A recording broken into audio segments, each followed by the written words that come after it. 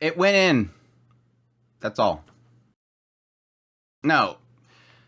As per usual, Heavenly Delusions, episode 6. Fantastic episode. Now, seemingly uneventful of an episode, but still a lot in here to really kind of dig into. And I honestly believe, like, the core of this episode was sort of seeing, at least Kiruko and Maru, their relationship really building. It was just a lot of really goofy shenanigans stuff to really kind of bring the two of them together, really. And I think Kiruko, honestly, starting to see, or at least using his feminine wiles to manipulate Maru, but I think that barrier is starting to be broken. Like, he's starting to actually have feelings for Maru, but again, to my theory in previous episodes, it could still be the aspect of sibling love, not necessarily physically love. But yeah, great episode. I guess as per usual, I'll start with the nursery side. I think I'm starting to more and more jump onto the theory of this is probably the past. It makes sense more so that this is probably the past. And I'll get into more of that as I go along. But yeah, predictions seem to be correct that, yeah, Tokyo's pregnant. Tokyo's totally pregnant. I don't think I mentioned it in my last video because I was too caught up in it, talking about the aspect of somebody seeing death through disease and thus assuming that they have that disease when they're sick again. But yeah, my theory in that whole area was that Tokyo is pregnant. Not that Tokyo was getting the disease, Tokyo's pregnant. And I think this is going to be one of those things that's been ongoing where everybody keeps kind of chiming in and going, so you keep calling Tokyo a girl. Why do you keep saying that? And I keep saying, well, no, because it's the nursery itself is so vague with their genders. And I just assumed Tokyo was the same case, like just very vague of what gender they are. And again, I kind of mentioned in my last video, it could be the case where they're all just both genders or completely gender neutral because they are creations and they're possibly made that way. But yeah, I guess I technically completely overlooked the fact that Tokyo kept saying Boku, but I'm an anime watcher. I'm used to characters saying Boku when they're not boys. They talk masculine, but they're actually girls. That's just anime, and I'm so used to it by this point. And with female seiyus and very feminine look, I just assume it's probably gonna be a girl, even though they may want me to believe it's a boy. But either way, I just assumed this whole time that Tokyo was a girl. And so yeah, probably the ending of this episode was like one of those moments of, oh, the big reveal, Tokyo's actually a girl. And it's like, yeah, okay, whatever anime, whatever manga, whatever Japan. But yeah, that's the big reveal. So me assuming that Tokyo was pregnant would probably be completely against the idea that we were supposed to believe that it was a boy. But it fits in now that if I ever say anything like that, it's unintentional. It makes sense now that, yes, Tokyo has always been a girl, and yes, that she's been apparently sleeping with Kona. And yeah, if she's puking and the machine's saying, no, you don't have the disease, you're fine, she's pregnant. And that's the odd thing. It's like, I would assume that the machine would know that she's pregnant. Maybe it's already notified them and they're just not telling Tokyo, hey, you're pregnant. But again, this goes into the broader picture and the idea that, yeah, this is starting to make me more and more fully accept the idea of this not being the same time. Now, the only thing that kind of pushes against that is what Mimi Hime said. Mimi Hime said that somebody's going to come here, one of them is going to have your face, and the assumption this whole time has been that Kiruko and Maru are going to show up at some point, and Maru has Tokyo's face. But the only thing that pushes back against that it's okay, is the fact that at what time? It could be that, yes, Maru and Kiruko in that timeline that we're watching this whole time finally arrives at this paradise, this heaven, and Tokyo's still there, older. And thus this prediction that Mimi Hime had becomes true. It was a way in the future. So the reason why I'm starting to more and more go into this idea and accept the idea of the two different timeline things is not so much the fact that Tokyo's pregnant and could birth Maru, and Maru is just Tokyo's son, but more so in the idea that this episode also implied that there is a lot of people like Maru just out in the world. And it sort of fits into everything else that we've been seeing with, I forget what her name is, the girl that helped Maru, that trained Maru, which I assume she's another one of the kids from the lab because she had the disease.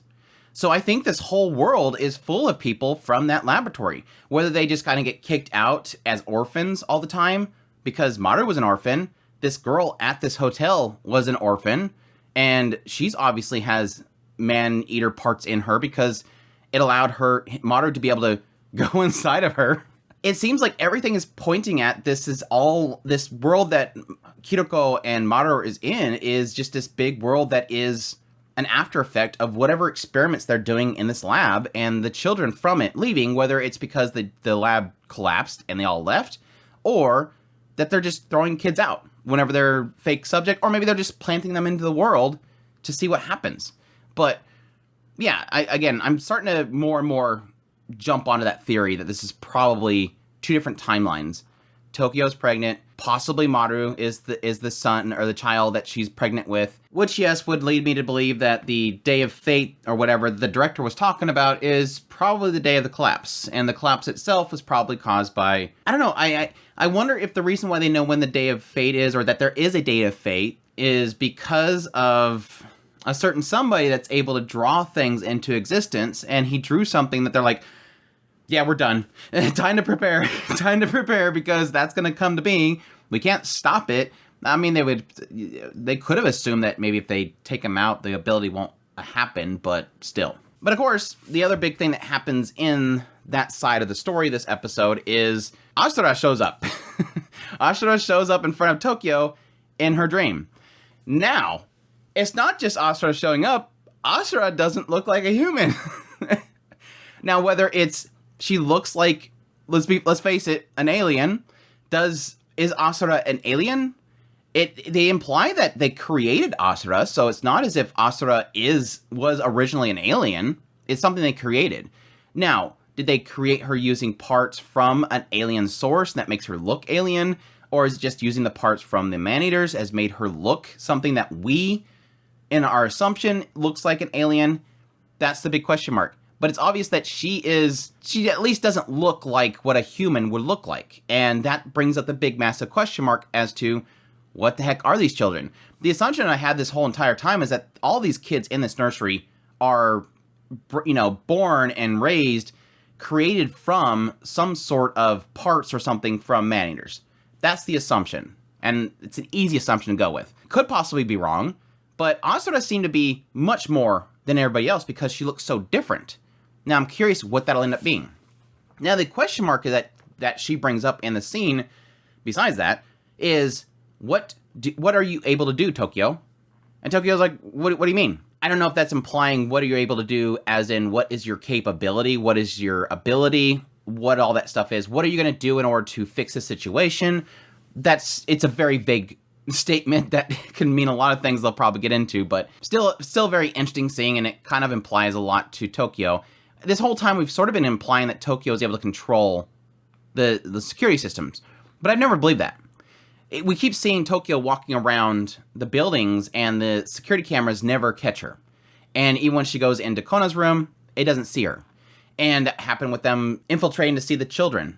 It all kind of manipulates. But the first moment that we seen this was when she had the tablet in her hand and it glitched. She didn't know what was going on. Yes, she could have been causing it, didn't know it. And she could be causing the cameras to mess up and never know it. But it sort of implied, for me, that it's the hive lady, the one that's in the center, the one that has the big belly.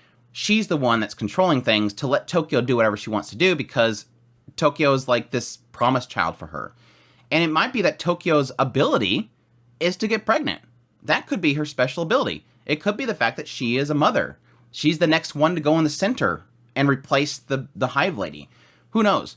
But I don't think her ability is going to be manipulating electronics. But yeah, the little final scene was at Kona. Again, the reveal that Tokyo is a girl, and Kona's like, I love you differently than I loved Asura, and that she appeared in her dreams and stuff like that. So, and yeah, the doctor guy realized that Tokyo's shoes was on the wall. And I don't know that that's going to matter. It's one of those things like, they see these kids do a lot of things and they don't do anything about it. They just kind of let them be.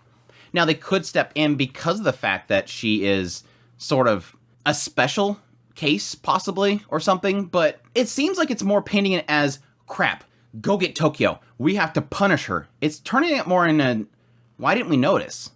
And so I think that whole thing with the shoe print's not going to be to track down Tokyo and get angry at her, but more so they're going to realize the system is covering up for Tokyo. That's going to be the bigger question mark for them. I think that's what they're going to be more curious about. But yeah, everything around Kiruko and Maru was just dorky. Again, a lot of fun stuff to really show these characters come together. I love them climbing up on top of the pillar thing and then freaking out at each other and grabbing each other in the face and freaking out. It just felt so fun and just hyped up on adrenaline and just being super goofy. Again, like I said earlier, Kiruko sort of using the feminine wiles that he has and saying, oh, well, you can touch me if you go do this thing. And he just immediately jumps down there, like completely manipulating him. But it also kind of backfiring back on Kiruko and the idea that, yeah, at the point in which everything's kind of going downhill, Maru still believes that Kiruko is very useful. And that was a nice thing for Kiruko to have, because always growing up, constantly told not to do anything, get out of the way, you're not useful. Yes, technically, when he tried to be useful to save his sister, got his sister killed. So it was a little bit of a nice little touch in there to have, oh, Maru actually likes me being present. I'm really smart. I've helped him out so many times. And then having this whole section in the later part where Maru wants his payments. And so Kiruko has to go through this whole thing. It's like he has a slideshow ready for it. Okay, let me explain now. So, by the way, I think when the brain was transferred, something happened, so the hair color changed. But this is my sister's body. Even if the hair color is different, I call it the curse. It's the curse for me taking over her body. She's saying right now, don't touch this body. And then switch to the other photo. Okay, well, you're touching this boy. It's not me. It's so dorky. It was so dorky. And yeah, the whole thing with the king of the hotel was fantastic as well. But again, this is where it brings up that question mark. We went so far out of our way to point out that Maru can't kill a bear. I assumed it was a bear. Like, this bear comes out of there and it's chasing after them. Like, okay, I guess it could be a man-eater. But no, they end up trying to kill this bear with the, what was it called? Fatal dive. And it doesn't work because it's a bear. It's a living thing. It's not a man-eater. And then to jump scenes to this whole goofy situation with this girl coming on to him and saying, you know, you can pay me with solar panels or whatever she said. She wants payment. She's not going to do it for free. She's jumping on him and he grabs her and then suddenly he's diving into her. And it turns that whole goofy scene. But the main thing here, amongst this comedy and some nice fan service, it's pointing out the fact that Maru is diving into a human. Now, they ask her afterwards, you know, where are you from, or whatever, you human or whatever, but it kind of just points out, well, I'm an orphan, just like Maru. And like I said, that's how it sort of connects that idea of the past versus the future, with the nursery versus the current time with, you know, Maru and them. Implying that there might be a lot of humans around here that are like Maru, that are people that were created from the lab using man-eater parts, thus explaining why he can dive into this girl. She's part man-eater. So you have the nursery, you have Tokyo there, she births a child, possibly Maru, they start kicking out children or the place collapses and the children leave. One of them eventually comes across Maru, helps him, trains him, shows him how to use his fatal dive, and there's all these other children there as well that are all with their own abilities. They're just out in the world, which makes me curious as to why they haven't shown more of them. But I guess, you know, it's not as if they know it in a lot of cases. I mean, Maru didn't know he had abilities. This girl probably doesn't know if she has abilities. Maybe it's to be hot and bang guys. I don't know. But it was an interesting little twist amongst, again, the goofy, I went in, you did what? whole situation. So I don't think it's what Maru believes, that I can enter humans.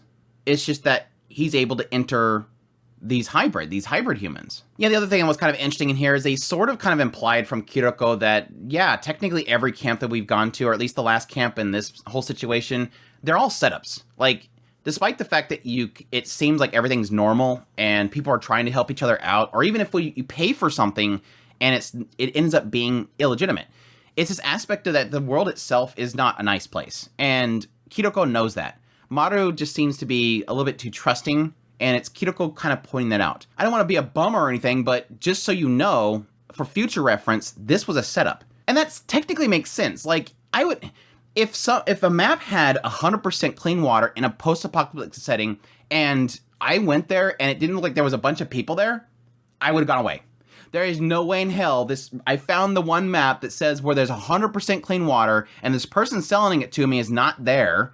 I mean, getting water that's clean is a difficult task. And so to have this idea that there's this place with 100% clean water and nobody's there, trap. It's an absolute trap. But it was kind of implying that the King of Hotels girl wasn't involved. Her boss was the guy that was doing it, but it kind of humanizes the boss. Even though he is tricking people that come down there, he's still a guy that's trying to take care of people, and so he's doing that in order to do that. It's that gray zone that it's kind of hitting on here. So yes, if you're ever in an apocalyptic setting and there's like this place that is too good to be true, and there's not a bunch of people there and no order, don't go near it.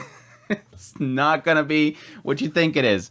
Anyhow, super juicy episode. Makes me really, really excited for what's coming up next. I think we've kind of gotten to a reset point for Kiruko and Maru. They're gonna have to find a new goal. At the same time, on the side of the nursery, it looks like things are gonna start getting, hopefully, really start taking off from that end. And I think what it'll kind of turn into, it could possibly turn into a slight time jump. I think that's gonna be that confirmation point for Kiruko and Maru. If they do have a time jump and you start seeing Tokyo start to, bounce out. But at the same time, who's to say it's gonna take 6 months for Tokyo to, grow out? It could be that it grows quicker because, again, she's not technically human. But I think that'll be that point where it starts to really tickle people's ears that, this is probably a time difference. Anyways, I gotta stop.